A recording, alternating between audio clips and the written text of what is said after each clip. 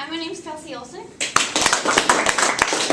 So, because Halloween was last night, I thought it'd be appropriate to do my speech about Halloween. So, as a show of hands, how many of you wore costumes last night or this weekend?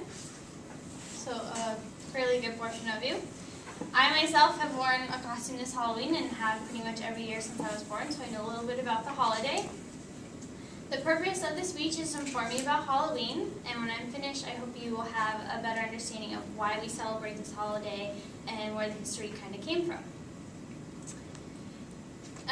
In my speech, I'm going to tell you about the name and where the holiday came from, the traditions we have and why we celebrate them, and to finish off, I'm going to tell you about how Halloween has changed since it originated. So, as I mentioned before, it had to come from somewhere. It basically comes from two holidays that have blended together, which is All Saints' Day and Samhain. All Saints' Day is about honoring saints that are dead and alive, and it's just basically a day to celebrate them. Samhain is a festival to represent the end of summer and also the last harvest before winter. These two holidays blended together to get All Hallows' Eve, which brings me to my next topic. On All Saints' Day is also a day to, it's basically said that the souls were to move on to the next world on this day. So you had All Hallows' Eve the night before. On this night, the souls would roam the grounds and basically haunt everyone there.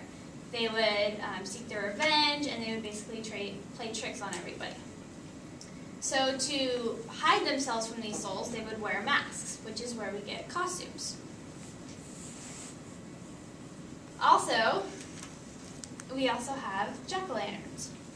Does anybody know where jack-o'-lanterns actually come from? Well, they would also shut off all the lights to hide themselves, so they needed a little bit of light, so they would use a lantern. They would carve out turnips and put in a candle for that. There's also a legend about Stingy Jack. Stingy Jack basically tricked the devil into not claiming his soul for another 10 years, and by the time he died, the devil wouldn't take him and heaven wouldn't take him. So he was stuck in between worlds, and he was left with only a carved out turnip and a piece of coal, so you get jack-o'-lantern. This brings me to trick-or-treating. According to a TLC article, people would put out food on their doorsteps to keep the souls from coming into their houses. This is also where you get trick-or-treating from. The souls basically said, we are going to trick you or give us a treat, so trick-or-treat. Now that I have given you a little bit of history about it and the traditions, I would like to go on to our next point, which is how Halloween has changed.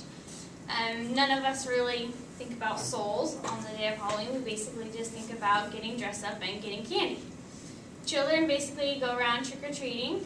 They don't really know why, but now you do.